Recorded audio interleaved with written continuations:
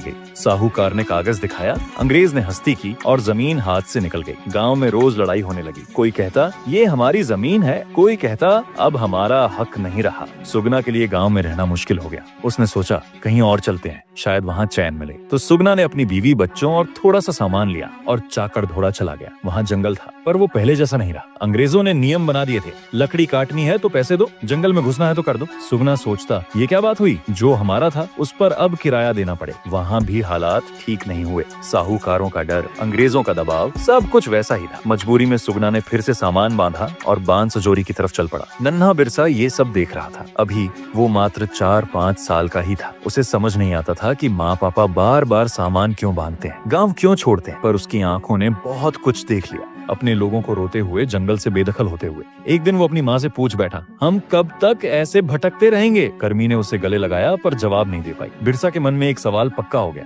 हमारी जमीन पर हमारा हक क्यों नहीं है? बिरसा के घर में खाना कभी पूरा नहीं होता था। कर्मी सुबह उठती, जंगल से लकड़ी लाती, फिर उसे बेचकर थोड़ा सा अनाज खरीदती। घर में 4 लोग थे, सुगना, कर्मी, बिरसा और उसका बड़ा भाई कोहड़ा। जो अनाज आता उसे बांट लिया जाता। कई बार रात को पेट में हल्की सी भूख रह जाती थी। बिरसा देखता था कि उसकी माँ खाना बांटने के बाद खुद भूखी सो जाती थी। कोहड़ा अभी मात्र 10 साल का ही था जब उसे एक साहूकार के घर काम करना पड़ा। सुबह सुबह वो छोटे से थैले में रोटी बांध कर जाता था। साहूकार का घर बड़ा था पर कोहड़ा को वहाँ झाड़ू लगानी पड़ती थी, बर्तन मांजने पड़ते थे। एक बार बिरसा अपने भाई के साथ गया। उसने देखा कि कोहड़ा साहूकार के बच्चों के लिए पानी ला रहा था, जबकि वो बच्चे हंसते हुए खेल रहे थे। बिरसा को गुस्सा आया पर वो कुछ बोल नहीं पाया। इधर सुगना दिन भर मजदूरी करता था। सुबह सूरज निकलने से पहले ही वो अपने कंधे पर फावड़ा डालकर अंग्रेजों और साहूकारों की खेतों की तरफ चल पड़ता। पूरा दिन पसीना बहाता, मिट्टी खोदता, फसल बोता। शाम को जब लौटता तो उसकी हथेली में बस 4-5 सिक्के होते। कर्मी रात को देर तक जागती, हाथों में बांस की पतली छड़ियां लिए टोकरी बुनती ताकि सुबह बाजार में बेचकर कुछ पैसे मिल जाए। पर इतनी मेहनत के बाद भी घर में हमेशा कमी रहती। बिरसा ये सब देखता था, अपने माँ बाप का पसीना, भाई कोहड़ा का साहूकार के घर झाड़ू लगाना। वो सोचता हम इतना काम करते हैं फिर भी पेट क्यों नहीं भरता। धीरे धीरे बिरसा का बचपन ऐसे ही कटने लगा। अच्छा खाना तो क्या, कई बार तो सूखी रोटी भी नसीब नहीं होती थी। अंग्रेजों ने उनके जंगल छीन लिए थे, खेत हड़प लिए थे। मुंडा लोग जो कभी जंगल के मालिक थे अब गरीबी में डूब गए थे। जो थोड़ा बहुत अनाज उगता वो साहूकारों और अंग्रेजों के कर में चला जाता। बचे खुचे में परिवार चलाना मुश्किल था। मुंडा जाति के लोग मजदूरी करने को मजबूर थे। अंग्रेजों के खेतों में, साहूकारों के गोदामों में दिन भर हड्डियां तोड़ते,